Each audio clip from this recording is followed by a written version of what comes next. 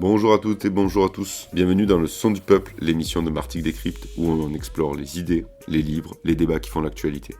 Aujourd'hui, nous vous proposons une plongée dans l'histoire avec une conférence exceptionnelle, enregistrée récemment, celle de Joan Chapoutot, enfant de Martigues et aujourd'hui l'un des grands historiens français de sa génération. Agrégé d'histoire, professeur à Sorbonne, spécialiste du nazisme, Joan Chapoutot était de retour dans sa ville natale pour présenter son dernier ouvrage, Les Irresponsables, qui a porté Hitler au pouvoir, paru chez Gallimard. Une enquête saisissante sur ces élites allemandes des années 30 qui, par calcul politique, arrogance ou aveuglement, ont ouvert les portes du pouvoir à Hitler. Car effectivement, contrairement à ce qu'on imagine parfois, la montée du nazisme ne fut pas une fatalité ni même une simple vague populiste. C'est le résultat d'une stratégie, celle d'une droite conservatrice et libérale, persuadée de pouvoir instrumentaliser l'extrême droite pour sauver son pouvoir. Un récit essentiel pour comprendre les mécanismes qui mènent au régime autoritaire. Alors, comment arrive-t-on à confier les clés de l'État à un parti violent et antidémocratique? Quelles sont les responsabilités des élites, des médias, des milieux d'affaires? Et surtout, y a-t-il des échos de cette histoire dans notre présent? C'est ce que nous allons explorer avec Joan dans cette conférence enregistrée à la librairie L'Alinéa, que l'on remercie chaleureusement, dans le cadre de l'événement Pop Histoire. Allez, bonne écoute. Donc bienvenue à tous, bienvenue à Johan pour ce nouveau passage à Martigues et pour ouvrir ce fête populaire de l'histoire qui commence aujourd'hui à la librairie et qui va durer jusqu'à dimanche. Je tiens à remercier la ville et je tiens au moins à excuser Pierre d'Aréville qui est un des co-inventeurs de ce projet avec Pierre Sarnat qui lui est en colloque à Lille.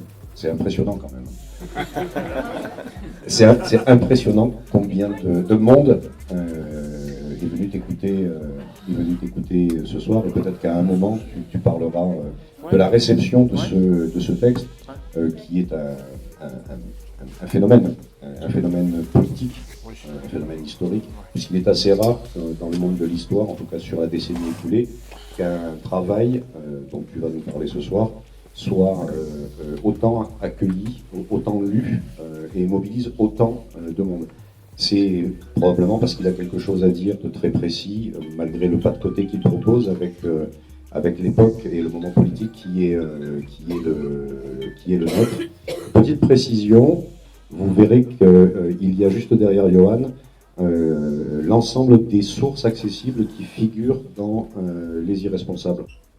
Merci beaucoup Jean-François, bonsoir à toutes et à tous et merci pour votre présence renouvelée parce qu'il y avait une première visite qui était prévue avec Jean-François que j'avais dû annuler, donc merci infiniment pour cet accueil et merci aux libraires parce que dans la grande chaîne du livre, les libraires font un peu tout et le reste, parce que là voilà, vous avez des libraires qui ont une journée entière de travail, de confrontation intellectuelle avec le public, logistique, comptable, etc. et qui le soir font ça. Sachant qu'entre-temps, Jean-François est venu nous chercher à la gare. Enfin, voilà. Les libraires ont un dévouement intégral à la cause de l'intelligence et de l'irrigation de l'intelligence dans la société. Et on peut leur être très reconnaissant parce que si les libraires flanchent, et si nous faisons flancher les libraires en n'allant plus les voir, il y a quelque chose comme une détérioration, ou une nécrose du tissu démocratique et intellectuel, qui sera sans doute comblé par des médias bolloréens ou hugenbergiens, puisqu'il y avait un Bolloré à l'époque en Allemagne, j'y consacre un chapitre. Il y avait un milliardaire qui se sentait investi d'une mission de régénération nationale et qui avait investi tous ses moyens dans une extrême droitisation radicale de la société allemande et dans la diffusion de la panique morale de l'époque, qui ne s'appelait pas wokisme à ce moment-là, mais qui s'appelait le bolchevisme culturel, un Kulturbolschewismus, et le marxisme en général, qui est évidemment l'ennemi à abattre. Alors, je reprends effectivement, merci pour ce travail impressionnant de révélation de l'envers du décor, des notes infrapaginales, avec ces titres-là. Effectivement, 3 titres. Pierre Cernat, l'extrême centre. Alors, Pierre Cernat est un ami, c'est un collègue à la Sorbonne, et moi je lui sais une gratitude infinie, parce que c'est quelqu'un qui a réussi à créer un concept qui s'appelle l'extrême centre, qui lui a permis de lire, de développer une herméneutique politique de la période du Directoire, 1795, c'est son sujet d'étude, son sujet d'habilitation à diriger les recherches. Ça a donné lieu à un livre qui s'appelle La République des Girouettes. Et Pierre Sarnat montre que, à ce moment-là, il y a des gens qui, anciens jacobins, anciens révolutionnaires, décident de se ranger des voitures et de faire des affaires, de faire de l'argent. Il y a de l'argent à faire à ce moment-là, puisqu'il y a les fournitures aux armées, la France est en guerre depuis 1992, il y a la nationalisation des biens du clergé, la spéculation sur les assignats. Donc vous avez des gens qui décident que la révolution c'est terminé, qu'il faut maintenant une forme de sécurité juridique et politique pour pouvoir faire de l'argent. Et ils décident qu'ils sont le centre, parce qu'ils sont la modération, la tempérance, la raison incarnée, et qu'ils combattent les extrêmes. Alors ce vocabulaire-là, Pierre Sarnat montre très bien qu'il apparaît à ce moment-là, en 1795, jusqu'en 1804, au moment de la transformation du consulat en empire. Et ces gens-là décident de combattre vigoureusement ceux qui menacent leur hégémonie politique et financière, tout simplement en tirant dessus. Donc voilà des gens qui se prétendent centristes, modérés, tempérés, aimables, raisonnables, etc. Mais dont Pierre Sarnat montre qu'ils sont extrêmes centristes dans la mesure où ils veulent une extrême concentration du pouvoir à leur profit, et également une extrême centralisation, puisque c'est eux qui commencent à jeter ce que Napoléon appellera les masses de granit sur le sol de la France, pour stabiliser enfin le sol révolutionnaire de la France, les préfets, les recteurs, bref, toute la hiérarchie militaire qui s'impose au pays. Et ces gens-là sont tout à fait disposés à tuer pour défendre leurs intérêts, pour défendre leurs affaires. Leur factotum à l'époque, leur Castaner ou leur Retailleau, s'appelle Napoléon Bonaparte. C'est un jeune général brillant qui se met au service du Directoire et qui s'illustre dans les rues de Paris à partir de 1795 en faisant tirer au canon sur les gens. Alors, première victime, c'est l'extrême droite, les royalistes. Manifestation royaliste dans Paris, on met en batterie les canons dans le premier arrondissement et on ouvre le feu. Au canon, hein. C'est comme ça que ça se passe. Alors maintenant, c'est plus civilisé, ça s'appelle du LBD. Mais ça peut parfois faire perdre des yeux, faire perdre la vie, ça peut mutiler, ça peut amputer. Mais la logique est bien la même, et Pierre Sarnat montre bien que ce moment matriciel se prolonge jusqu'à aujourd'hui, puisqu'il a ensuite fait un ouvrage qui s'appelle L'extrême centre, un poison français, de 1789 à nos jours, avec une espèce de paroxysme avec l'élection d'Emmanuel Macron et ce libéralisme autoritaire qui a saisi la France, où, très clairement, pour défendre des intérêts privés, capitalistes, égoïstes, on va tirer. Voilà. Et on ne va jamais respecter ni le résultat des élections, ni les mouvements sociaux. Vous avez 75% des Français qui sont contre la réforme de retraite, c'est pas grave, on l'impose par la force, etc., etc. Donc la logique reste la même, d'un centrisme qui se prétend bienveillant, modéré, tempéré, sympathique, humaniste, mais qui est prêt à ouvrir le feu. Et à ne certainement pas vous écouter, parce que de toute façon, vous n'avez pas compris, eux, ils ont compris, par génie congénital. Et il se trouve que cette catégorie-là d'extrême centre, je l'ai reprise à mon compte, il la développe Pierre pour la France, mais j'ai trouvé le concept très opératoire pour lire un moment de l'histoire allemande, qui est très méconnu au fond, que tout le monde croit connaître, qui est la séquence 1932-1933. Cette séquence 32-33, c'est un moment où vous avez un extrême centre au pouvoir, ce sont des libéraux autoritaires, hein, l'expression libéralisme autoritaire naît à l'automne 1932 pour désigner le gouvernement von Papen et sa politique pro-entreprise, pro-économie privée, pro-patronat, pro-business, on dirait aujourd'hui, donc libéralisme, et autoritaire, puisqu'il s'agit de mettre fin à la démocratie allemande en transformant un état d'exception quasi quotidien par ordonnance présidentielle en véritable régime présidentialiste. Et donc j'ai repris ce terme-là à mon compte pour le mettre à l'épreuve de 1932 et montrer qu'on a affaire à ce phénomène-là à ce moment-là.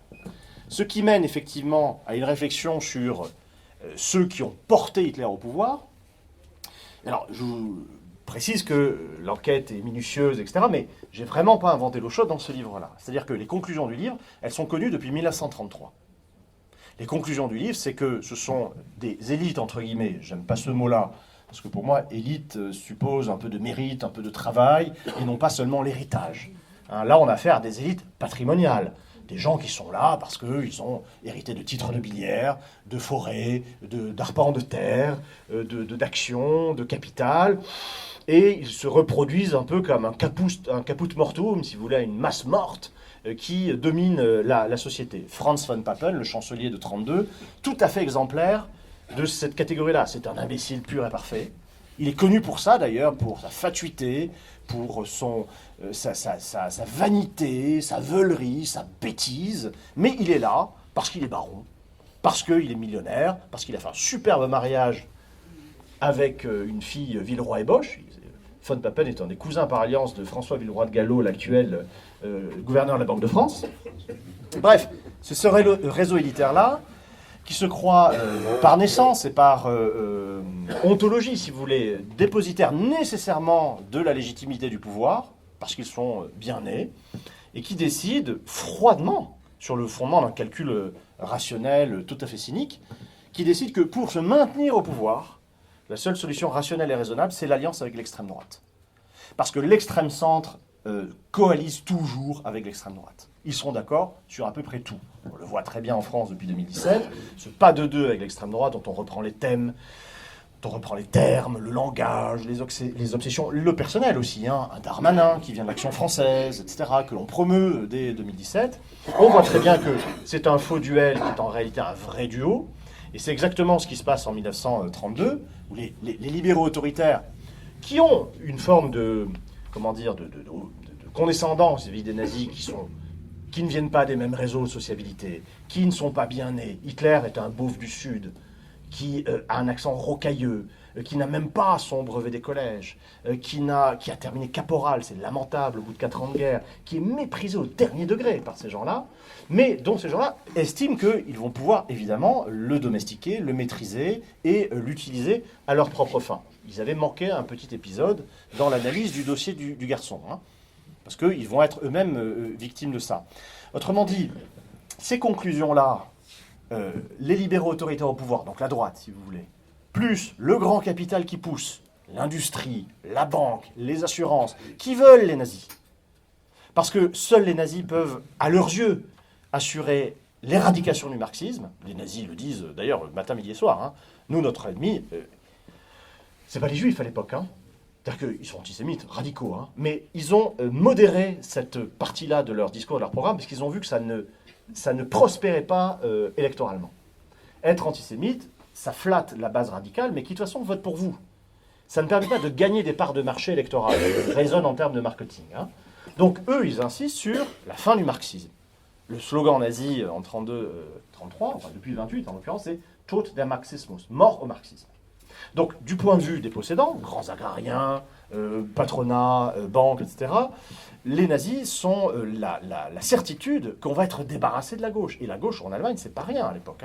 C'est la gauche la plus ancienne, la plus structurée, la plus diffusée socialement, la plus structurée intellectuellement également du monde. Du monde. Et les nazis vont balayer ça en quelques semaines. Tous les syndicats, plus le Parti communiste, plus le Parti social-démocrate. C'était une promesse qu'ils avaient faite au patron, et ils vont la tenir. Donc quand je vous dis ça, ensuite il y a le ralliement de l'armée, un petit peu plus tardif, et puis le ralliement du clergé catholique, très important, avec Monseigneur Pacelli à Rome, qui veut un concordat et qui négocie le concordat avec von Papen. Bon, ces conclusions-là, je vous le disais, je n'ai pas inventé l'eau chaude, parce qu'on le sait depuis 1933. Ceux qui avaient montré ça, ce sont des historiens de tradition marxiste, mais pas que des historiens, des sociologues. Je pense à toute la nébuleuse autour de l'école de Francfort à cette époque-là, Adorno, Horkheimer, qui ont bien Bertolt Brecht, on le savait, qui avait mis Hitler au pouvoir. Sauf que cette historiographie-là, avec ce discours de critique sociale-là, il a été balayé après 90. Fin de l'URSS, fin du bloc communiste, fin de l'histoire également, triomphe de la démocratie libérale, etc. Téléologie, passage à une autre ère de l'histoire. Les vieilles lunes sont oubliées. Le capital, c'est super parce que c'est la modernité, c'est la technique, c'est les autoroutes de l'information, comme on disait à l'époque, c'est le numérique, c'est le progrès, c'est la prospérité, c'est la mondialisation heureuse. Et on l'a bien vu en historiographie, très clairement. Ça a commencé dès Reagan aux États-Unis. Vous avez d'excellents historiens, je pense à David Abraham, qui fait une thèse formidable sur le grand capital et le nazisme, mais irréprochable, et qui est balayé de l'université américaine en 84. Parce qu'on ne dit plus ça dans les années 80. C'est mal poli, c'est marxiste, donc c'est pas objectif, c'est idéologique. Vous comprenez bien que de l'autre côté, c'est pas idéologique du tout. Mais ça, c'est idéologique. Donc ça a été complètement balayé. Et ça s'est retrouvé dans les programmes et les manuels scolaires. Je commence par ça dans l'introduction, en faisant une espèce de revue, si vous voulez, de ce que l'on dit. Alors, les professeurs, ensuite, évidemment, structurent leur cours autrement, mais ce qu'il y a dans les manuels est un bon indice. Quand j'étais petit, au lycée Jean Lursa, au collège Marcel Pagnol, pour le coup, Et quand j'allais au CDI voir un peu les manuels qui dataient des années 80, j'en avais pour mon argent, si vous voulez. J'avais, et je l'ai revu, là j'en fais le décompte, vous aviez 5, 10, 15 pages parfois sur la République de Weimar, 3 ou 4 pages sur sa fin avec des documents assez classiques, comme le témoignage du banquier Kurt von Schröder, qui a accoquiné Franz von Papen et Hitler, qui témoigne à Nuremberg en disant voilà, le patronat voulait les nazis, bon, bah, c'est normal, il est anti-marxiste, il fallait dégager la gauche. Bon, on a agi comme on devait agir, rationnellement, froidement. Bon, ensuite, il y a eu quelques excès.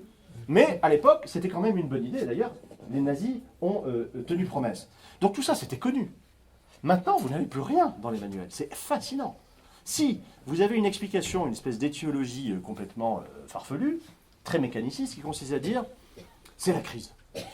C'est vrai que la crise fait monter le parti nazi, mais derrière le discours c'est la crise. Qu'est-ce qu'il y a sur les plateaux télé, tous les Christophe Barbier et compagnie qui vont vous raconter ça, ils vont vous dire qu'il y a une consécution mécanique qui est que la crise financière entraîne la crise économique, qui entraîne la crise sociale, qui entraîne le malheur, et donc la montée des extrêmes, les fameux extrêmes. Très bien. En l'occurrence, 2 sous-entendus ici. 1, les gueux, ça vote fasciste. Le white trash, les beaufs, etc., les prolos, ça vote fasciste. C'est faux. Toutes les études de sociologie électorale, mais je dis bien toutes, je cite Emmanuel Pierru qui a fait une revue de métalittérature là-dessus, sur toutes les études régionales en Allemagne, qui montrent bien que vous avez une corrélation négative, statistiquement, entre le fait d'être ouvrier plus d'être chômeur et le fait de voter nazi. Autrement dit, plus vous êtes ouvrier, plus vous êtes chômeur, moins vous votez nazi. Donc ça ne fonctionne pas, l'explication mécanique. Ça fonctionne en partie pour les suspects habituels, mais ça on était au courant depuis les années 30 aussi. Les classes moyennes, le petit patronat, ce qu'on appelle le Mittelstand en Allemagne, les PMI et PME, ça vote nazi très vite, dès le début des années 30. Mais pas des gens qui ont été sociabilisés par les syndicats, par les partis, etc., qui au contraire continuent à voter d'autant plus pour la gauche. Parce que, alors là, si on reprend précisément ce qui se passe au niveau électoral pendant l'année 32, les dernières élections libres en Allemagne, le 6 novembre 32, montrent une progression du bloc marxiste, bloc un peu fissuré parce qu'entre les socialistes et les communistes, pas un grand amour à l'époque, bon, on pourrait y revenir, mais on voit le premier bloc, le 6 novembre 32 au Reichstag, c'est les marxistes, 37%, avec un tassement du SPD, mais une progression continue des communistes. Les nazis, eux, qui ont culminé à 37%, énorme, en juillet 32, alors là, s'effondrent. Ils s'effondrent, ils perdent 4 points, 2 millions de voix, ils perdent 34 députés en 3 mois. Je peux vous dire que ça les inquiète grandement, parce que cette dégringolade, ce dévissage au niveau du Reich, au niveau national, s'accompagne d'un effondrement dans tous les scrutins locaux de l'automne 1932. Cantonaux, municipaux, régionaux, les nazis perdent des 10, 20, 30, 40 points. Vous imaginez le dévissage. Pour un parti qui avait fondé son charisme sur la dynamique inexorable d'une progression, sorte d'ordalie électorale permanente, incrémentale, où le succès engendre le succès, qui justifie donc le charisme du chef, etc. Là, vous avez un effondrement qui se mesure ensuite psychiquement chez les dirigeants nazis, et je le cite longuement. Goebbels rentre en dépression, fin 32. Il ne va pas bien. Il le dit, 14 ans de combat pour rien. On a raté, on n'y arrivera jamais. Goebbels, je pense qu'on peut le croire. Hitler, en décembre 32, parle de se suicider. Décembre 32. Et tous les analystes, à la fin de l'année 1932, tous les analystes allemands, étrangers, ont évacué l'hypothèse nazie. C'est terminé. Léon Blum, fin analyste quand même, éditeur, dans un éditorial du Populaire, le journal SFIO, le 8 novembre 1932, écrit, je cite, « Les nazis sont exclus du pouvoir, point. Ils sont même exclus, si je puis dire, de la perspective du pouvoir. » Les nazis, c'est terminé, fin 32. Et c'est pas que Léon Blum qui le dit, c'est Goebbels et Hitler eux-mêmes. Le parti est en voie d'éclatement, ça va pas du tout. Je le détaille, il y a une vraie crise de terminale pour les nazis.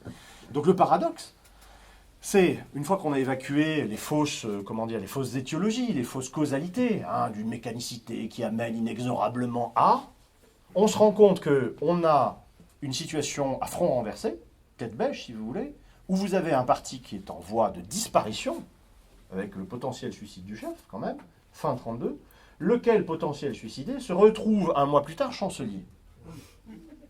Dans un moment paradoxal de reflux électoral. Alors certes, depuis le printemps 1930, on ne tient plus compte du résultat des élections, un petit peu comme en France depuis juin 2024, mais ça reste un indice quand même. Et de fait, choisir les nazis précisément au moment où ils s'effondrent révèle un calcul politique de la part de la droite au pouvoir, qui est que les nazis, au fond, dans un état de faiblesse avérée et croissante, vont être peut-être moins gourmands. Vous avez un calcul boursicoteur, de spéculation politique de la part de von Papen, qui se dit que Hitler était très gourmand à l'été 1932, au moment du pic nazi. Il réclamait la chancellerie, bien sûr, plus 5 ministères. Beaucoup, 6 nazis au gouvernement, c'était l'exigence. Là, on va acheter les nazis à la baisse. Littéralement, le pari, c'est ça, d'acheter les nazis à la baisse au moment où ils sont faibles, pour arriver à un gouvernement de coalition droite-extrême droite, qui est acté le 30 janvier 1933. C'est le cabinet... Alors, on dit aujourd'hui gouvernement Hitler, pas du tout. Les contemporains, vous lisez la presse de l'époque, parlent du cabinet Hitler-Papen, ou Hitler-Papen-Hugenberg, le Bolloré dont je vous parlais, ou Hitler-Papen-Hugenberg-Zelte, chef du Stahlhelm, l'association de droite d'anciens combattants. Autrement dit, les nazis apparaissent le 30 janvier 1933, dans un moment qu'ils vont recoder selon leur propre mythologie en parlant de prise de pouvoir. Comme s'ils avaient pris d'assaut une forteresse. Ils n'ont rien pris du tout, on leur a donné le pouvoir. Ça a été lamentable. Ça a été des tractations de couloirs, des discussions d'arrière-cuisine, des chuchotis lamentables, très conspiratifs. Et eux, ils ont présenté ça a posteriori comme une espèce d'assaut chevaleresque contre une citadelle à prendre de malforce, si vous voulez. Pas du tout. Ce sont des nazis ratatinés qui arrivent au pouvoir le 30 janvier 1933 dans un gouvernement de coalition, droite-extrême droite. Et quand on regarde ce gouvernement, effectivement, ils ne sont pas flambants. Vous avez 12 ministres dans ce gouvernement. Papen a recyclé tous les anciens ministres de son précédent gouvernement, des barons, des millionnaires, etc. Très bien. Et sur 12 ministres, vous n'avez que 3 nazis. Pas beaucoup, par rapport aux exigences d'août précédent. 3 nazis, dont un sans portefeuille. Vous avez un type qui est ministre, qui s'appelle Göring, mais qui n'a pas d'administration, qui est sous ses ordres, qui n'a pas de ministère, qui est là au Conseil des ministres, qui trône, et puis qui n'a pas de pouvoir, si vous voulez. Donc 3 ministres, dont un sans portefeuille. C'est quand même pas extraordinaire comme prise de pouvoir, si vous voulez. Et les analystes ne s'y trompent pas. Ce qui est dit par la presse politique, partout, en Allemagne comme à l'étranger, c'est victoire de Papen, coup de génie stratégique. Et d'ailleurs, Papen va parader dans les rédactions berlinoises, dans les salons, en disant ce que Adolphe Thiers avait dit en 1848-49 à propos de Louis-Napoléon Bonaparte. Encore un libéral, qui se prenait pour plus intelligent qu'il ne l'était, Thiers, qui disait Bonaparte, là, le petit Bonaparte, c'est un idiot que l'on mènera. J'en fais mon affaire. Le politicien madré, c'est moi. C'est pas lui. Alors, on a vu qui a mené qui et qui a dévoré qui. Eh bien, Papen dit exactement la même chose d'Hitler, avec un mépris de classe délirant. Il dit à des amis, je l'ai tellement acculé dans un coin de la pièce qu'il va couiner. Quand vous voyez la suite, et quand vous voyez à la manière dont Papen, pour le coup, a couiné, mais alors salement, on se pose des questions sur la sagacité politique de certains acteurs. Il y a une autre phrase qui m'est revenue tout à l'heure. Je faisais une autre conférence devant l'inspection générale d'allemand et devant les professeurs d'allemand de classe préparatoire ce matin. Et il y a une autre phrase de Papen qui m'est revenue. Je l'ai citée en allemand, je vais vous le dire parce que c'est important. Wir haben uns engagiert, dit-il. À propos de Hitler. Wir haben uns engagiert, ce qui veut dire nous l'avons engagé pour notre compte. Sauf que, quand on a une oreille pour la langue allemande, engagieren, c'est un terme de domesticité. C'est pas l'allemand engagieren, c'est du français et ça vient de die Gagen. Et die Gagen, c'est vraiment les gages qu'on donne aux domestiques, aux laquais. Donc quand il dit je l'ai engagiert, c'est mon domestique, c'est mon factotum. Et c'est moi le patron. C'est vraiment ça, la disposition d'esprit, cette droite libérale autoritaire, totalement infatuée d'elle-même, parfaitement irresponsable, d'où le titre du livre. C'est-à-dire qu'il n'a pas fait le travail, si vous voulez, de lecture, d'approfondissement de ce que les nazis disent, et surtout de repérage de la deuxième et de la troisième ligne nazie derrière la première ligne. Après tout, on peut se dire que la première ligne est un peu baroque, Hitler, effectivement, un peu clownesque, Göring est un obèse morphinomane, Goebbels est un petit pied-beau hystérique, d'accord. Mais derrière ça, il y a du lourd. C'est-à-dire que vous avez toute une cohorte, étudiée par Christian Ingrao dans sa thèse, sur les intellectuels SS du SD, une thèse, un livre qui s'appelle Croire et détruire. Vous avez toute une cohorte de jeunes gens très bien formés, des docteurs de l'université allemande, qui sont pas nazis à la base, hein, c'est des gens de droite, bon, qui ont parfois un peu un mépris de classe aussi pour les nazis, mais qui se rendent compte qu'au moment où ils terminent leurs études, ils sont docteurs, voilà, et ils se prennent le mur de la crise, à ce moment-là, fin des années 20. Et c'est le moment que le SD, c'est-à-dire le service de sécurité de la SS, choisit pour aller faire la tournée des universités, croiser comme ça dans les couloirs, taper aux portes des bureaux, aller voir un petit peu les associations étudiantes, militantes, de droite, les corporations, hein, les fraternités, qu'on appelle les Burschenschaften en Allemagne, pour aller parler aux gens. Dire, ah, vous avez un doctorat en droit, un doctorat en latin, très bien, bon, vous allez faire quoi maintenant avec tout ce chômage? Parce que, si vous voulez, nous, on a des propositions. Joli uniforme noir ou gris, avec une tête de mort, siglé Hugo Boss quand même, hein, l'uniforme de la SS, donc c'est tout à fait chic. Et par ailleurs, le contrat, c'est que, déjà on va vous payer, parce qu'on est financé, nous, hein, par petits subsides qui viennent de la Ruhr. Et le contrat, c'est qu'on vous donne demain les clés de l'Allemagne, et après-demain les clés de l'Europe. Et vous avez toute une cohorte de jeunes gens comme ça qui est entrée en nazisme en voyant bien que c'était le véhicule qu'il fallait emprunter pour faire triompher des idées de droite un peu sévères, quoi. Régénération nationale, expulsion des halogènes, darwinisme social, eugénisme éradicateur. C'était pas sur certains partis de droite un peu molles qu'on pouvait compter, ou sur des fraternités étudiantes. C'était le véhicule nazi qu'il fallait emprunter pour y aller. Ils n'ont pas vu ça, les Papen et consorts, qui étaient totalement inconscients, désinvoltes vis-à-vis de tout ça. Et c'est pour ça qu'on en vient enfin à Michael Fussell, cet excellent livre qui s'appelle Récidive sur l'année 1938. Michael Fussell, il a opéré une forme de tour de force conceptuelle qui consiste à repenser, il est philosophe, hein, c'est son métier, à repenser le thème du retour des années 30. Alors qui, moi, m'est toujours sorti des oreilles parce que cette espèce de marronnier dans la presse, le retour des extrêmes, le retour des années 30, comme si on avait affaire à un retour saisonnier, de la marée, bon, cycle lunaire, comme si on avait affaire à un phénomène de fatalité au fond. Hein. Bon, il y a un retour. Ah bon, pas pensé, pas défini, mais il y a un retour. Très bien. Michael Fussell, lui, parle de récidive, c'est le titre de son livre.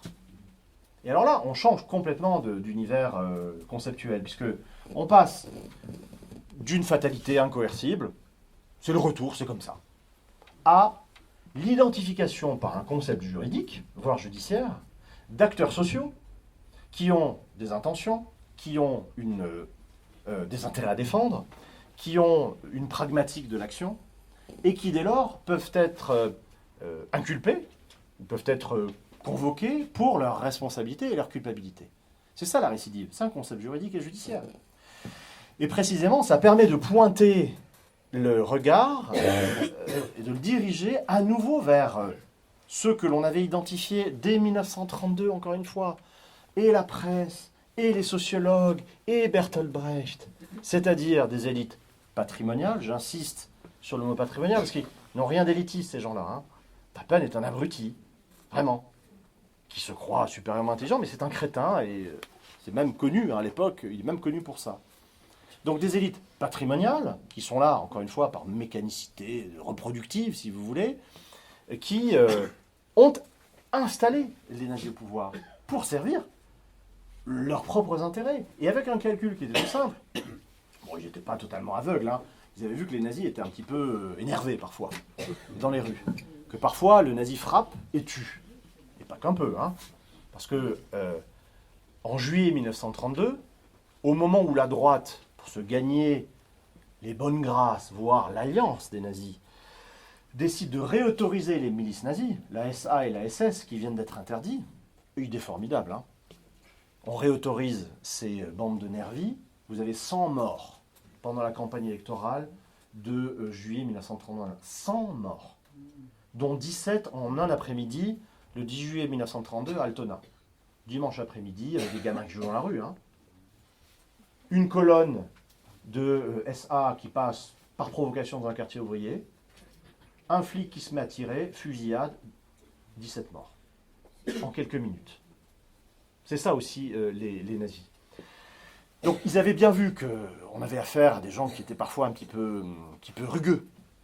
Mais le calcul des Papen et compagnie et des Hindenburg, c'est que, au fond, cette violence-là, bon, c'est un héritage de la Grande Guerre, il faut bien que jeunesse se passe, que le traumatisme soit dépassé, et par ailleurs, cette violence, elle est dirigée contre des gens qui sont aussi nos ennemis, hein. Casser du syndicaliste, assassiner du communiste, défigurer du social-démocrate, écoutez, soyons sérieux. Voilà, c'est pas un problème. Et ça va bien être le cas pendant les premières semaines, voire les premiers mois du pouvoir nazi, qui vont être particulièrement violents, surtout en Prusse, où là, vous avez des gens qui vont mourir. Mais aucune réaction de la droite catholique, de Papen, qui est un très bon catholique, confié en dévotion, etc., mais qui ne trouve rien à redire, parce que c'est pas d'omelette sans casser des œufs, c'est des marxistes. Ils l'avaient bien cherché, c'est pas vraiment des patriotes, c'est pas vraiment des vrais Allemands, c'est des extrémistes. Bon. Et donc, le calcul, c'est ça, c'est que cette violence, au fond, elle s'adressera toujours à des gens qui la méritent, mais pas à vous. Et là, ils ont fait une petite erreur. Parce que certes, la quasi-totalité de la violence se dirige contre les bonnes cibles, syndicalistes, communistes, socialistes, très bien. Mais une partie de la violence, quand même, va se retourner contre eux. Et c'est très intéressant, et j'avais fait un article dans le Monde diplomatique là-dessus, sur l'erreur de calcul de la droite, en fait. Parce que la dynamique nazie, ils ne l'avaient pas vu venir. Hein. Les types sont sérieux en face. Hein. C'est peut-être la différence avec notre extrême droite d'aujourd'hui. Je ne suis pas certain qu'il y ait des vrais Goebbels. Des types qui réfléchissent, des types qui structurent, des types qui pensent et qui ont une énergie quasi religieuse, si vous voulez, dans la... Voilà. Entre un Goebbels et un Bardella, il y a un monde, quoi. Entre De Gaulle et Attal, même chose, vous voyez, ce genre de déperdition ontologique, hein, en ligne. Eh bien, ce qu'ils n'avaient pas compris, c'est qu'il y a une radicalisation qui les touche eux-mêmes et qui les frappe eux-mêmes. Papen, tout à fait d'accord pour qu'on casse du communisme, bien sûr, mais il est quand même, c'est un bourgeois qui aime bien lire son feuilleton du dimanche dans la Frankfurter Rundschau, dans la Kölner Zeitung, ou dans les journaux que lisent ces gens-là. Or, ces journaux sont frappés de censure aussi. Alors que les journaux conservateurs, prussianistes, catholiques, ultra-protestants, que sais-je encore, il faut quand même laisser ces gens-là prospérer. Enfin, qu'on tue un social-démocrate, oui, mais qu'on m'empêche de lire mon feuilleton, qu'il soit caviardé le dimanche, dans mon rocking chair, non. Mais c'est littéralement ce que Papen va dire dans un discours qu'il tient à l'université de Marbourg le 17 juin 1934, grand discours devant la Studentenschaft, hein, devant les étudiants de l'université de Marbourg. Oui, ça va un peu trop loin. Et moi-même, vice-chancelier, qui remercie d'ailleurs le Führer pour son œuvre, etc., et qui le salue et qui veut l'aider jusqu'au bout, hein, je trouve que, voilà, parfois, il faudrait peut-être laisser un petit peu de mou dans la laisse, nous laisser vivre. Puis par ailleurs, on entend des rumeurs de seconde révolution sociale. Alors ça, non, hein, là, on ne s'est pas débarrassé des marxistes pour faire une justice sociale, ça c'est hors de question. Et là, la réaction est d'une brutalité, ça s'appelle la nuit de long couteau, la réaction. Hein. Vous avez l'élimination de la SA, le nombre de morts, il n'est pas connu, hein, entre 200 et 300. Avec un Hitler, imaginez la scène, hein, chef de gouvernement au cœur du XXe siècle, au cœur de l'Europe, l'arme au poing, hein, en impair et en chapeau, qui débarque à 5h du matin dans un hôtel de Bavière pour arrêter des chefs SA. Donc, on se débarrasse de la SA pour plein de raisons, mais la nuit de long couteau frappe violemment cette droite qui a mis les nazis au pouvoir. Von Papen passe à ça d'une balle dans la tête. Göring le protège, il l'assigne à résidence. Il dit, toi tu bouges pas parce que sinon ça va mal tourner. Il l'assigne à résidence et il échappe à la mort. Par contre, les deux plus proches collaborateurs de Von Papen, qui faisaient des discours, pour qui lui servaient de cerveau parce qu'il n'en avait pas, ces deux théoriciens de la révolution conservatrice, eux, Edgar Jung et Walter von Bose. Il y en a un, Edgar Jung, dont on n'a jamais retrouvé le corps, encore aujourd'hui, on ne sait pas où il est. Hein. On sait qu'il a disparu, mais un jour, il y a 2 policiers et 3 SS qui l'ont emmené, et plus de nouvelles depuis. Hein, c'est l'arrestation date d'avant la nuit de long couteau, dès le 20 juin 1934. Et quant à l'autre conseiller, alors là, c'est encore plus simple. Petit détachement de police qui arrive dans le bureau du conseiller, du vice-chancelier, au palais Borzig de la vice-chancellerie, et le type est criblé de balles dans son bureau. Et les types repartent en laissant le cadavre sanguinolent. Ça s'est passé comme ça. Protestation de Papen, 0.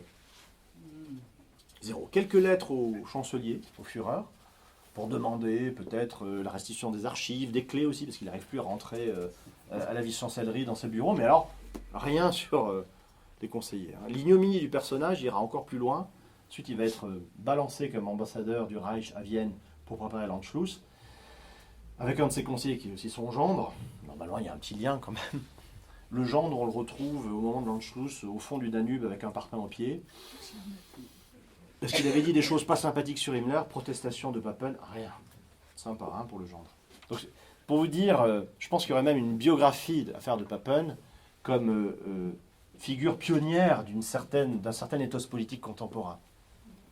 Ce que Bruno Le Maire appelle, à juste titre, parce qu'il s'y connaît, les cloportes. Sans colonne vertébrale, qui ne servent que leurs intérêts les plus sordides et les plus immédiats, et qui vont laisser tranquillement assassiner leurs conseillers et leurs gendres, sans rien dire. Pardon. Est-ce que... Ah oui, je ne l'avais pas. Petit retour en arrière, parce que tu nous as mené de 32 à 34, en évoquant à plusieurs reprises la République de Weimar. Ce que tu développes est en résonance avec le temps présent. Mais pour peut-être aller un tout petit peu plus loin dans cette possibilité de résonance, et ça a à voir avec une découverte absolument passionnante dans Les Irresponsables, de quelle république s'agit-il? Weimar, c'est un nom que tout le monde connaît, mais c'est un nom que personne n'associe à la Constitution de 58. Alors. Et juste, or, c'est cette République, c'est cette Constitution de Weimar, sa mécanique interne, qui a rendu possible ce moment charnière du printemps-été 32 à janvier 34. Puis, à partir de là, en ayant en main 3 ministères, à une petite cohorte minoritaire dans les urnes, de balayer leurs alliés et de prendre totalement le pouvoir en main. Or, dans la biblio, ce qu'on trouve, il est juste derrière. Je vraiment tiens à faire part de cet étonnement. Là, voilà. Là, celui-là, oui. Les juristes... De gauche, oui. C'est un autre. Il y a celui-ci et il y a celui qui est juste là. C'est ce qui nous lie dans la construction de la Constitution, qui est la nôtre, avec la Constitution de Weimar, ses forces et ses faiblesses et ses moyens d'agir, au point que ce que tu racontes est en écho étonnant de la période 22-24, la nôtre. Alors, effectivement, moi je rappelle dans le livre que toute histoire est contemporaine, c'est-à-dire que toute histoire est une démarche scientifique qui vise à adresser au passé un questionnaire qui est forcément situé dans le présent, qui est situé socialement, en termes de genre. Il est quand même significatif qu'on ait fait l'histoire des femmes très tardivement, après mai 68, et que ce soit des femmes qui l'aient faites, les pionnières. Bon. Bref, c'est une banalité de le rappeler, mais toute histoire est vraiment contemporaine. Il n'y a pas d'objectivité absolue d'un historien qui serait d'aucun temps ou d'aucun lieu. Bon. Donc je le rappelle, et de fait, mon questionnaire à moi, c'est un questionnaire de citoyens français qui lit la presse et qui s'étonne un peu qu'on tire au LBD tous les matins, qu'on masse les gens, qu'on les gaze et qu'on ne tienne pas compte des mouvements sociaux, qu'on ne respecte pas les résultats des élections et qu'on se voit imposer des laïus de 3 heures à la télévision de Sa Majesté qui veut faire croire qu'il existe et qu'il est intelligent, etc. Comment dire, en réactivant à chaque fois cette espèce de mystique présidentialiste complètement infantile dans laquelle nous vivons aujourd'hui, une espèce de Freud aurait beaucoup de choses à dire, j'imagine, cette espèce de fantasme du roi thaumaturge, du super papa, que De Gaulle nous a légué. Et justement, le catéchisme médiatique et parfois pédagogique aussi, c'est que la Constitution 58 est sortie tout armée de la tête de mon général, qui, comme on le sait, est un génie universel, et qui, en 1946, fait le discours de Bayeux, qu'il fulmine aux foules en amoureux. Le président, clé de voûte des institutions, le régime des partis qui doit dépasser la France, le machin, etc. Le président incarnation, parfait. Bon, ça rate en 1946 parce que le peuple français fait le choix d'une constitution démocratique parlementaire, mais par contre en 1958, il rate pas le coche. Hein. Et en 1958, qui fait la constitution? C'est ceux qui ont fait le discours de Bayeux, c'est pas De Gaulle. Hein. De Gaulle, il a quelques idées évidemment sur le commandement, mais enfin, l'artisan technique constitutionnel de ces textes-là, c'est le professeur René Capitan. C'est un jeune agrégé de droit public, très brillant, 30 ans, jeune agrégé, major d'agrégation de droit public, nommé à l'université de Strasbourg. Il est germaniste, il lit l'allemand, il lit Carl Schmitt, il correspond avec Carl Schmitt d'ailleurs. Hein. Je le rappelle dans le livre en revenant sur la mystique présidentialiste de Carl Schmitt. Et Capitan observe, très critique vis-à-vis du régime parlementaire de la Troisième République. Hein. Il observe ce qui se passe en Allemagne, il trouve que ce que fait Hindenburg à partir de 1930, c'est très bien. Qu'est-ce qui se passe en Allemagne à partir de 1930? Et c'est ça que Capitan érige en modèle. Il se passe que, à partir de mars 1930, on décide, dans l'entourage présidentiel, le président du Reich peut avoir beaucoup de pouvoir. Hein. Surtout quand il s'appelle le général Feldmarschall Paul von Hindenburg, statue vivante, réincarnation de Bismarck, de la Prusse éternelle, etc. Pouvoir charismatique, si vous voulez, qui peut un peu tout se permettre, et notamment de tordre le bras de la constitution de Weimar. Parce que si on revient en 1919, on a une superbe constitution parlementaire, libérale, démocratique, qui assure les droits fondamentaux et parlementaires. Au sein de cette constitution, il y a un article qui s'appelle l'article 48, qui est divisé en 3 alinéas, et notamment un article 48 alinéa 2, qui dispose que, en cas de circonstances exceptionnelles, et les constituants pensent évidemment à l'invasion du territoire, à la pandémie, à la catastrophe naturelle, enfin, l'extraordinaire. Hein. En cas d'extraordinaire, le président du Reich peut prendre toute mesure qui permette le rétablissement de la paix civile, du fonctionnement normal des institutions. Très bien. Alors on observe, c'est une tendance, enfin c'est une constante, hein, qu'il y a toujours un flou très poétique autour des pouvoirs d'exception. On ne précise jamais qui, quand, comment, pourquoi, enfin qui ici, mais on ne précise jamais les conditions réelles hein, de l'usage de ces... Lisez la Constitution française, hein, sur l'article 16, c'est merveilleux. Hein. C'est-à-dire que n'importe qui, à n'importe quel moment, peut le déclencher. C'est à l'appréciation du bonhomme. Bon. Et ce qu'il se passe, c'est qu'il y a eu un usage de l'article 48.2 des pouvoirs d'exception par le président Hebert, qui était social-démocrate, mais de manière conforme à l'esprit de la Constitution. Et à ce que disaient les constituants dans les commissions parlementaires en 1919. Là, ce qui est décidé, c'est que vous avez en 1930 un gouvernement avec des sociodémocrates. Je peux vous assurer que les sociodémocrates, c'est gentil. Hein. Ça ferait presque passer Boris Vallaud pour un homme de gauche, si vous voulez. C'est tranquille, les sociodémocrates à l'époque. Mais c'est déjà trop. Ça va trop loin. Parce que pour le vieux président Hindenburg, 86 ans à l'époque, fossile de l'Ancien Régime, maréchal d'Empire, pour cet homme-là, le social-démocrate, c'est un rouge. C'est un marxiste. C'est ce qu'on appelle en allemand des Vaterlandslose Gesellen, des apatrides. On parle die Partei der Deserteure, le parti des déserteurs. C'est des traîtres. Ils ont fait la révolution de 18, ils ont poignardé l'Allemagne dans le dos, etc. etc. C'est ce qu'ils disent. Et Hindenburg a une répulsion physique vis-à-vis des social-démocrates. Il ne reçoit jamais son chancelier social-démocrate. Il a dû en nommer un, hélas, en 1928. Il ne le reçoit jamais. Ce qui se passe, c'est qu'il y a un gouvernement de grande coalition entre les sociaux-démocrates et la droite. Hindenburg et son entourage veulent casser ce gouvernement parce que c'est pas possible. Les ministres de droite démissionnent, le chancelier démissionne, et à partir de ce moment-là, plus de majorité au Reichstag. C'est le Parti social-démocrate qui a la majorité relative de 30%. Donc on nomme ce qu'on appelle un cabinet présidentiel, c'est le mot apparaît à ce moment-là, présidial, cabinet, qui va gouverner non pas selon la Constitution avec le Reichstag.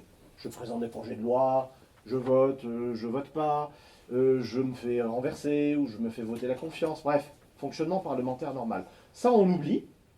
parce que c'est les sociodémocrates qui tiennent le Parlement, au fond, avec leur majorité relative de 30%.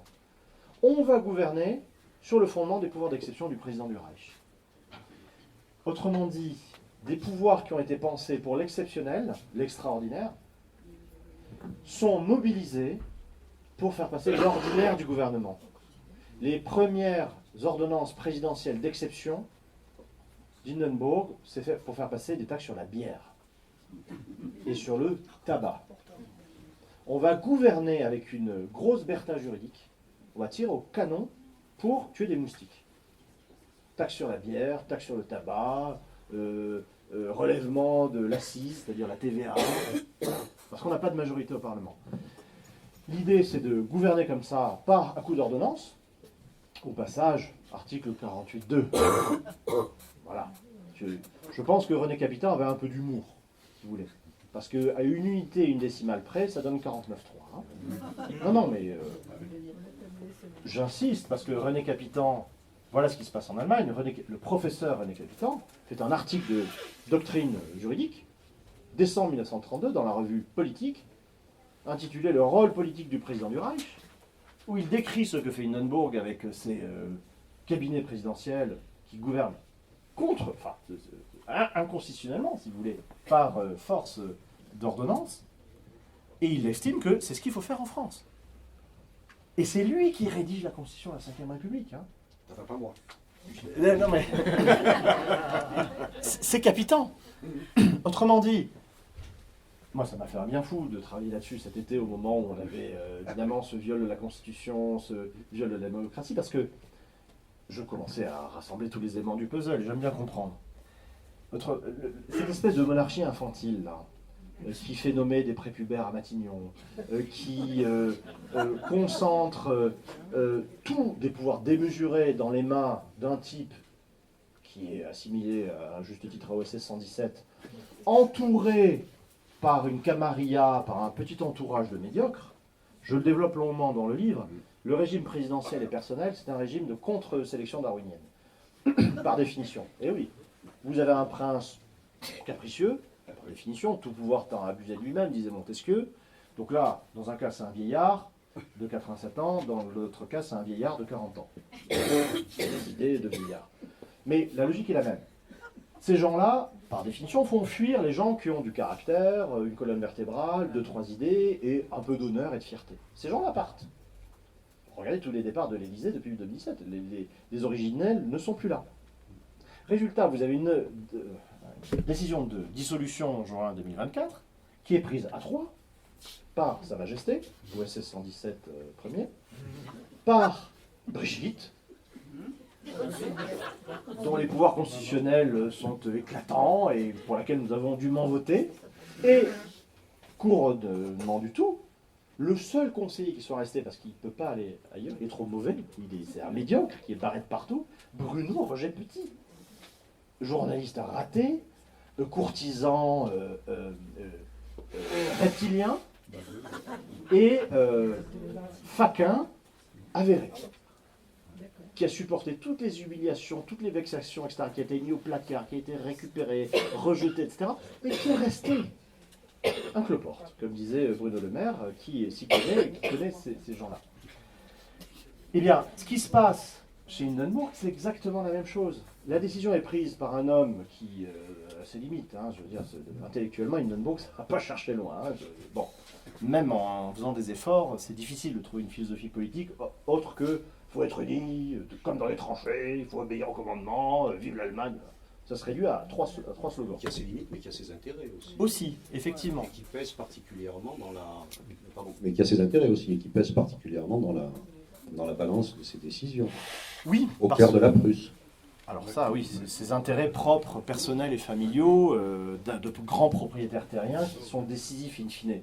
Et c'est ça qui est très intéressant, c'est qu'on se rend compte que tout est mis dans les mains d'une bande de médiocres, en fait. Parce que autour d'Hindenburg, vous avez un adulte qui est le docteur Otto Meissner, qui est le secrétaire général de la présidence du Reich. Un juriste, constitutionnaliste, un type sérieux.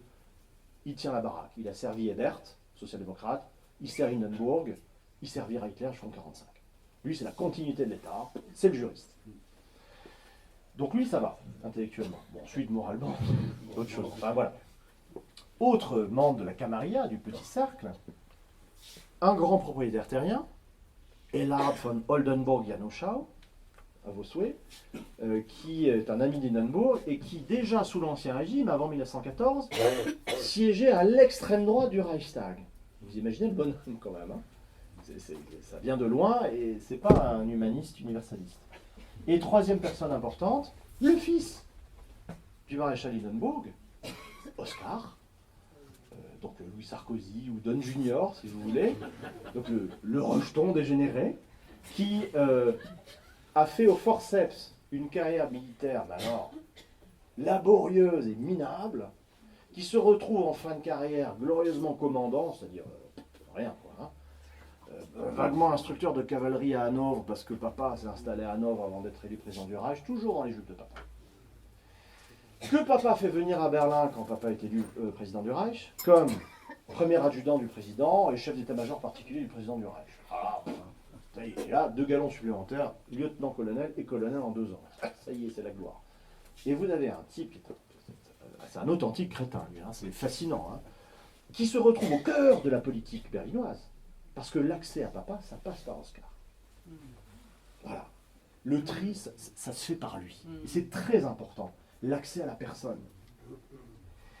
Et c'est tenu par un médiocre. Et d'autant plus médiocre, comme tu disais Jean-François, que l'obsession des Hindenburg, outre le fait qu'il faut éradiquer le marxisme, il faut la Prusse éternelle, l'armée et les intérêts du grand patronat, ce sont des intérêts, c'est la sauvegarde d'intérêts propres et privés. Et c'est ça qui est extraordinaire dans l'exploration, dans cette enquête, c'est qu'on se rend compte que, in fine, quand ça tient à 3 bons hommes, ça se réduit à une tête d'épingle.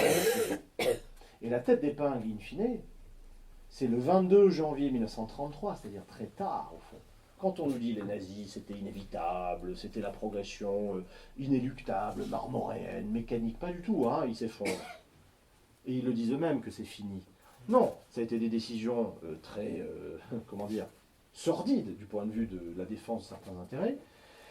Et la décision, elle s'est prise finalement le 22 janvier 1933 dans la villa du millionnaire négociant en vin Joachim von Ribbentrop, nazi, qui a mis sa villa, ses véhicules, sa domesticité au service des conciliabules entre Papen, Himmler, Göring, Hitler, etc. Et in fine, il organise un dimanche soir un tête-à-tête entre Hitler et Oskar von Hindenburg. Parce que c'est la clé, Oskar. C'est un crétin, c'est un débile, mais c'est la clé. C'est l'accès à papa. Or, papa, il bloque sur Hitler. C'est comme ça. Il ne peut pas se l'expliquer, mais il n'aime pas. Voilà. Hindenburg, c'est un vieux protestant du Nord-Est, c'est un vieux propriétaire de Prusse orientale, c'est un maréchal du Reich, c'est un luthérien. L'autre, c'est sorti du caniveau, même pas à peine caporal, pas d'études, pas de réseau, pas de naissance, pas de particules, pas de terre, pas de fortune, rien, et un accent du sud à couper au couteau, plus c'est un catholique, Hitler. Comme Goebbels et Himmler d'ailleurs, hein, il y a quand même pas mal de cathos dans le paysage. Donc, non, ça se joue à ça. Il ne le nomme pas chancelier à l'État 32 parce que sa tête lui revient pas. Et Papen, qui essaie de travailler le vieux c'est son surnom, der Alte, hein, Hindenburg, qui essaie de le travailler au corps, dit à son fils, écoute, c'est toi qui l'influence ultime, discute avec Hitler, règle ça. Ce qui se passe, c'est un authentique pacte de corruption entre 2 bons hommes. Hitler promet plusieurs choses au fils Hindenburg. Il dit, premièrement, on va arrêter notre campagne de presse contre le scandale des aides à l'Est. Scandale terrible de transfert de fonds publics vers les grands propriétaires terriens de l'Est, à fonds perdu pour le budget d'État, censément pour aider les grands propriétaires de l'Est et leurs maisons en déshérence, mais en fait, c'est des détournements qui servent à des fins de race pour des vacances à Monaco, hein, clairement. Donc, les nazis tapent là-dessus, comme beaucoup d'autres. Donc, on arrête ça, parce que ça vous vise, on arrête ça. Deuxièmement, il y a un projet de réforme agraire, qui est un vieux serpent de mer en Allemagne. Hein. On va nationaliser les terres à l'Est, on va envoyer tous les chômeurs des villes ailleurs, comme ça va purger les villes de leur clientèle communiste. Ils vont être en auto-consommation, ils vont se nourrir eux-mêmes, et ils vont penser à autre chose que la Révolution. Par ailleurs, c'est le vieux fantasme allemand de l'armement démographique des marches de l'Est. Pologne, Baltique, contre les Slaves, contre la race slave, et contre les judéo-bolcheviques. Hein, il y a les bolcheviques en face. Donc, ces zones sont en déshérence, sont peu peuplées. Donc, au fond, la réforme agraire, c'est une solution géniale. On économise les aides à l'Est, on donne du boulot et à bouffer à des gens, on désamorce la tentation révolutionnaire, et on arme démographiquement par la station de colons ces marches de l'Est qui protègent contre la Pologne et contre l'URSS. La tentation est là, mais les grands propriétaires terriens n'en veulent pas. Ils ne veulent pas accueillir des gueux sur nos terres. C'est niette. Ça a déjà fait chuter Browning comme chancelier, ça va faire chuter Schleicher à nouveau.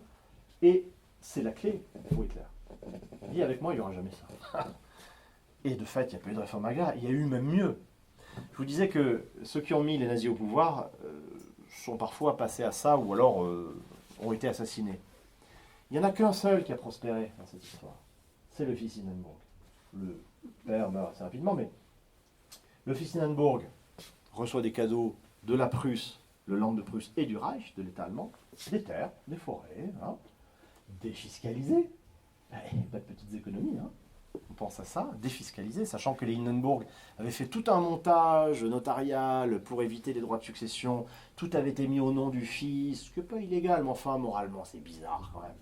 Quand vous êtes président du Reich, général, feldmarschall, c'est un peu sordide, un peu mesquin, mais ils avaient fait ça.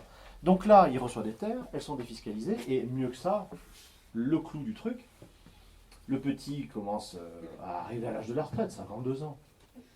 Et bien, quelques semaines avant l'âge de la retraite, on va lui coudre opportunément des feuilles de chêne, là, vous savez, en or, sur fond rouge au col.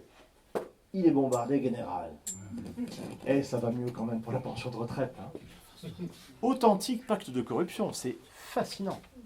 Vous voyez dans le détail à quoi ça s'est joué, sur quel thème et sur quel terme. On voit bien que ce qu'on nous présentait comme une fatalité historique n'en est absolument pas une. Il n'y a pas d'inéluctabilité. Tout s'est fait sur des décisions sordides, mesquines et minables, sur la corruption avérée. Et je trouve que l'écho contemporain optimiste qu'on peut en retirer pour nous aujourd'hui, à un moment où, souvenez-vous, en juin dernier, 25 instituts de sondage sur 27 nous promettent la victoire du RN. Formidable. On était tous bien. Hein. Bon, résultat, non, c'est la gauche qui gagne, tiens, bizarrement. Mais ne vous inquiétez pas, on n'en tient pas compte. Bon. On ne pourrait pas nommer un Premier ministre ou une Première ministre issue de la majorité parlementaire, enfin, la majorité fut-elle relative? Non. On va nommer Michel Barnier qui a fait 5%. 4,7, pardon. C'est quand même beaucoup plus démocratique et respectueux des institutions. C'est du Hindenburg tout craché, hein. Parce que la logique, depuis 1930, c'est vous pouvez voter là, mais on s'en fout. Voilà. Et alors, l'irresponsabilité, elle est aussi là. C'est que depuis 1930, la droite allemande a accoutumé les Allemands, au fond, à deux choses. Un, voter, on s'en moque. Je nomme qui je veux, comme je veux, et puis c'est moi le chef. Et on fait des ordonnances présidentielles. Ce qui, du point de vue de la confiance dans les institutions et de la croyance à la démocratie, est un petit peu problématique. Et ce sur quoi vont capitaliser les nazis. Parce que quand les nazis arrivent en 1933, ils disent bon, la démocratie n'existe plus depuis 3 ans. Donc voilà, nous on pousse le truc jusqu'à son terme. Deuxième habituation des Allemands, l'état d'exception permanent. Regardez, faites la suite des états d'exception en France depuis quelques années. Regardez en cumulatif combien de temps on a été sous état d'exception. Avec des pouvoirs accrus à ce qu'on appelle l'administration, c'est-à-dire le préfet, la police, le désarmement de l'autorité judiciaire au profit de l'administration, au profit de la police. C'est toute cette logique-là qui a été mise en branle à partir de 1930 en Allemagne et qui a habitué les Allemands au fait que il n'y a plus de droit commun, il n'y a que du droit d'exception, que quand il y a un orateur social-démocrate qui veut faire un meeting quelque part, ah bah tiens c'est interdit, c'est comme ça, c'est ordre public. État de nécessité, loi martiale, sans justification autre. Ça a habitué les Allemands au fait que, au fond, pourquoi ne pas continuer dans cette voie-là, puisque c'est le fonctionnement déjà sous la démocratie, sous la République. Sauf que la République, elle n'existe plus dès 1930. C'est c'est dès 1930, je vous disais, que cette décision a été prise de court-circuiter le Parlement, de ne plus respecter la Constitution, de dire que les élections ne servent à rien, et que l'état de droit, écoutez, c'est une plaisante fable pour cours de droit administratif première année, mais ça ne va pas aller au-delà. Voilà. Autrement dit, vous avez des logiques là, et je n'ai pas besoin de vous faire un dessin, hein, et d'autant plus que le lien est organique entre eux et nous, hein, la Constitution, elle vient, la nôtre, hein, elle vient de là. Hein. Il n'y a pas besoin de faire un dessin plus explicite pour voir qu'il y a des logiques problématiques à l'œuvre, et encore une fois, le message d'espoir, c'est que rien n'est écrit, contrairement à ce qu'on nous disait en juin 2024. C'est-à-dire qu'à l'époque, enfin, l'idée morbide qui est répétée par tous les Christophe Barbier de plateau, selon laquelle les nazis c'était inévitable, c'est la démocratie qui a amené les nazis au pouvoir, c'est faux. Hitler a été élu, jamais, à aucun mandat. Les nazis étaient majoritaires, jamais. Non, c'est pas le suffrage universel qui pose problème. C'est le calcul d'élite dégueulasse, enfin d'élite encore une fois, entre guillemets, qui, au nom de la défense d'intérêts égoïstes, sordides, mais jusqu'à la fiscalité du domaine familial des Hindenburg, hein, ça va jusque-là, ont décidé froidement que l'extrême centre allait faire alliance avec l'extrême droite. Après tout, on est d'accord sur tout. On est darwinistes sociaux, on est tous racistes, on est tous antisémites, on est tous nationalistes, on est tous phobiques de, je sais pas, de tout ce que vous avez comme déviance sexuelle, et on n'aime pas les femmes, et on refuse l'égalité des droits. On est d'accord sur tout. C'est pour ça d'ailleurs que la droite traditionnelle se cassait un peu le nez là-dessus, en disant mais ils ont tenté de mettre des nazis au gouvernement depuis 1930. Mais venez, on est d'accord sur tout, on va bien travailler ensemble. Là où ça butait, c'est que précisément Hitler était buté. Il était obstiné, il voulait la chancellerie. Il n'en a pas démordu et il l'a obtenu, in fine.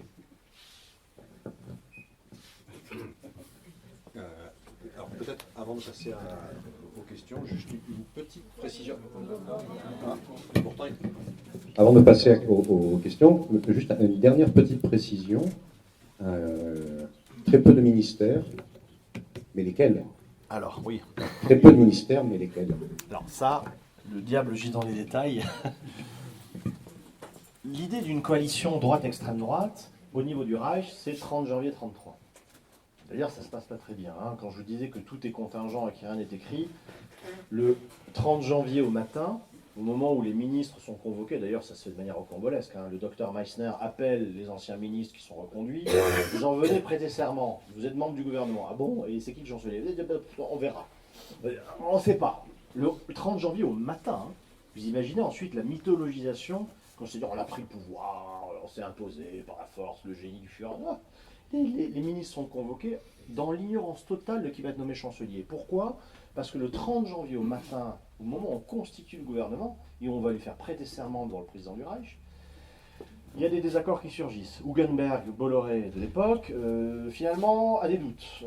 Hitler veut dissoudre le Parlement, Hugenberg ne veut pas. Donc il y a une dispute entre les deux, Hitler pique une crise comme d'habitude, Hugenberg se vexe, part bouder, bon voilà, finalement je veux pas, je joue pas, etc. Dusterberg, qui est pressenti comme ministre, s'est fait un peu attaquer par la presse nazie, donc Hitler doit ramper devant lui en disant pardon, excuse-nous, on le fera plus jamais, mais l'autre est un peu méfiant. Bref, les types se disputent en fait. Ils sont au rez-de-chaussée de la chancellerie, ils sont en train de se chamailler. À quoi ça se joue à ce moment-là? Le docteur Meissner, le haut fonctionnaire, secrétaire général de la présidence du Reich, qui est à l'étage avec Hindenburg, qui attend en tapotant par terre que les types montent pour prêter serment, descend l'escalier en brandissant sa main douce en disant « Messieurs, il est l'heure. On ne fait pas attendre le maréchal du Reich. » Alors là, dès qu'on cite le titre Generalfeldmarschall, les types se mettent au garde à vous, Schrammstein, puis hop, on monte l'escalier, on va prêter serment. Ça se joue à ça. Hein. Autrement dit, s'il n'y a pas ce jour-là un haut fonctionnaire, un très haut fonctionnaire, qui a la santé, le coffre, l'énergie et l'autorité pour aller engueuler les ministres, en disant, messieurs, qu'est-ce que c'est que ça? Qu'est-ce que c'est que cette attitude? Vous avez vu l'heure? Ça fait un quart d'heure qu'il attend. On ne fait pas attendre le Generalfeldmarschall. Les types claquent les talons, hein. Ils montent l'escalier 4 à 4 et vont prêter serment. Ça se règle comme ça. Sinon, ils seraient encore en train de se disputer. Hein. Non mais, vraiment, là, vous voyez la contingence des événements. qu'on nous présente a posteriori comme une espèce de nécessité marmoréenne qui n'a jamais existé. Que dans les fantasmes de Christophe Barbier à la télé. Hein. Vraiment, ça n'existe nulle part ailleurs. C'est contingent, c'est sordide, c'est calculatoire et c'est conspiratif. Alors, je vous le disais, les nazis sont minoritaires, mais comme disait Jean-François, il faut voir quel ministère. Déjà, il y a la chancellerie, avec tous les services de la direction du gouvernement, toute la fonction publique, tous les services administratifs qui vont se mettre au service du nouveau chancelier. D'ailleurs, continuité de l'État, éthique administrative prussienne, voilà, on sert le chancelier même s'il s'appelle Adolf Hitler. Bref, ça c'est une autre question. Deuxième ministre, Göring, ministre sans portefeuille, très bien. Troisième ministre, le docteur Wilhelm Frick, docteur en droit, ministre de l'Intérieur. Et alors, quand on remonte un petit peu en amont, cette coalition droite-extrême droite, elle existe déjà, non pas au niveau national, mais au niveau des Länder. Vous savez que l'Allemagne, pays fédéral, 18 Länder, avec 10, à l'époque, hein, il y en a 16 maintenant, 18 constitutions, 18 parlements, 18 gouvernements, 18 cycles électoraux. Dans un land, en Thuringe, à l'est, en décembre 1930, les nazis font un gros score, gouvernement de coalition avec la droite. Le docteur Wilhelm Frick devient ministre de l'Intérieur de Thuringe. Et là, il fait des choses qui auraient pu alerter un petit peu, hein, mettre la puce à l'oreille, parce qu'il purge l'administration, il purge la police, il mute ou il licencie des commissaires divisionnaires. Comme il a la tutelle, l'Intérieur a la tutelle de tout l'enseignement de la maternelle à l'université. Tiens, on va nommer des profs, on va nommer des profs de fac. On reconfigure considérablement le département d'anthropologie raciale de l'université de Jena, qui est la grande université de Thuringe. Bien. Et c'est lui qui va être nommé ministre de l'Intérieur du Reich en 1933. Pire que ça, je vous disais Göring, ministre sans portefeuille.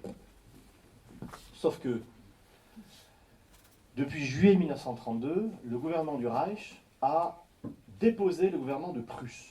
La Prusse est le plus grand des Länder d'Allemagne. 2 tiers de la population du territoire, c'est énorme, c'est quasiment l'Allemagne. Si vous voulez, hein. Le deuxième plus grand land, c'est la Bavière, 10%. 66-10%. Bon. Il se trouve que le gouvernement, il y avait des sociodémocrates, pour Papen-Lunenburg, c'était pas possible, ils l'ont déposé par la force. Ce qu'on appelle une Reichsexekution, en mode allemand administratif.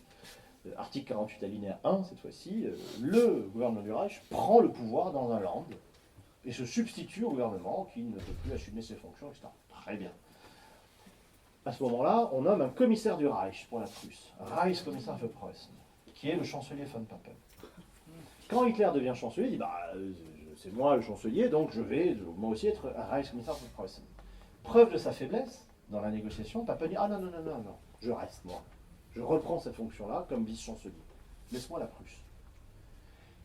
Les nazis ne sont pas contents, et donc il y a un petit arrangement qui est trouvé, qui est que Papen prend tout le pouvoir exécutif en Prusse, dirige l'administration, etc., sauf l'intérieur. On nomme un commissaire du Reich à l'intérieur, c'est-à-dire le chef de toute la police prussienne. Il n'y a pas de police du Reich en Allemagne. La police, c'est un attribut des Länder. La plus grosse police d'Allemagne, c'est la police prussienne, c'est 90 000 hommes. Qui est nommé commissaire à l'intérieur en Prusse? Hermann Göring. Alors là, ça va dérouler.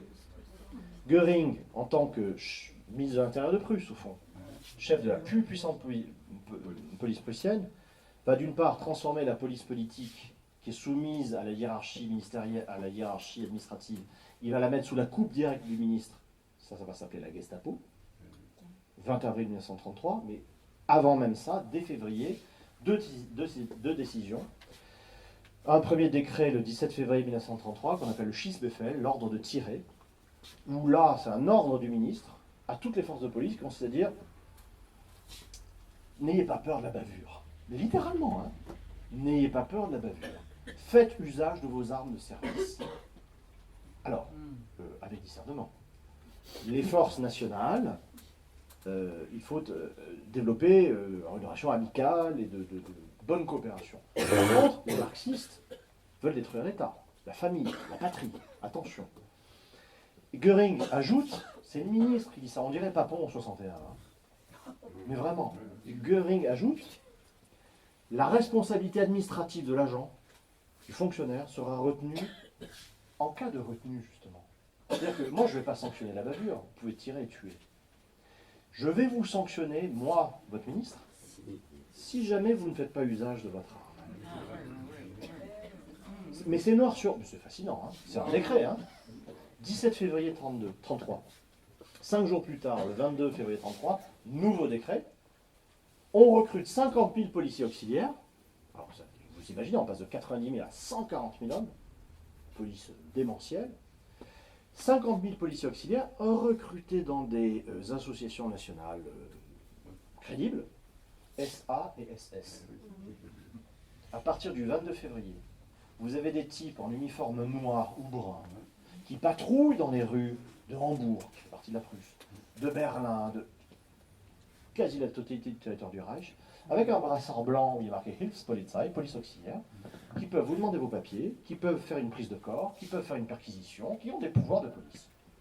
Et on a des photos incroyables de patrouilles de police. Vous avez le choupeau habituel, enfin le policier de base, avec son gros képi, son uniforme, machin, son berger allemand, et à côté, un SA, avec son brassard de police auxiliaire.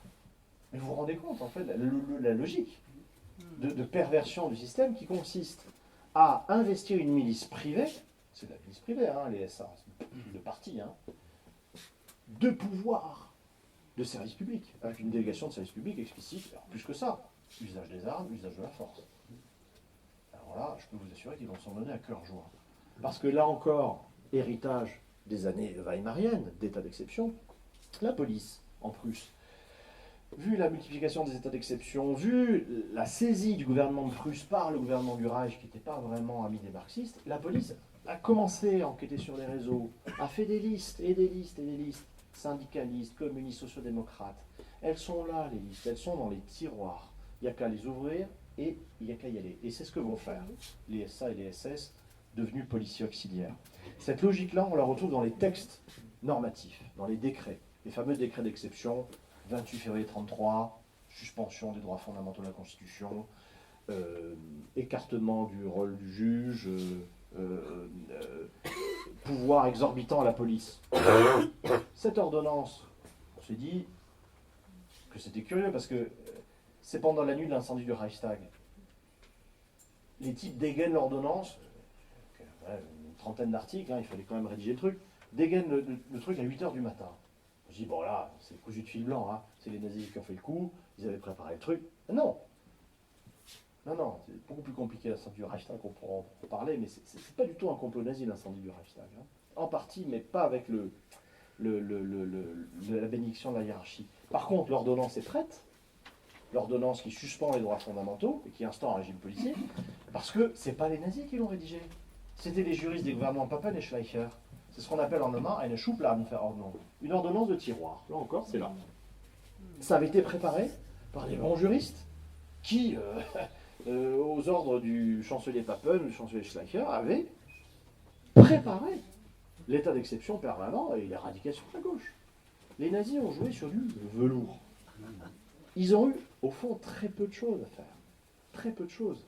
Quand on voit l'activité de la chancellerie, l'activité administrative, à partir de 30 juillet 33, il ne se passe pas grand-chose. Les initiatives vont à la base. Le ministère de l'Intérieur gère le truc en ressortant des tiroirs, des trucs tout prêts, et ensuite ça déroule.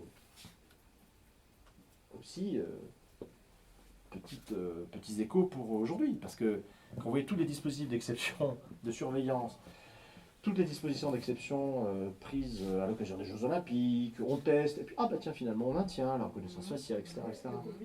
Imaginez un pouvoir encore moins respectueux du droit et des principes fondamentaux que les irresponsables actuels, ça peut donner quelque chose d'intéressant. On arrive au bout de cette conférence, on espère qu'elle vous aura plu, que vous aurez appris beaucoup de choses. On vous conseille de lire le livre de Joan Chapoutot, Les Irresponsables. Et n'hésitez pas à aller faire un tour, si vous ne l'avez pas déjà fait, à la librairie La Linéa, où vous aurez le droit à des conseils de qualité par des libraires passionnés. Et bientôt, vous retrouverez dans le Son du Peuple une interview exclusive de Joan Chapoutot. Alors à très vite, ciao.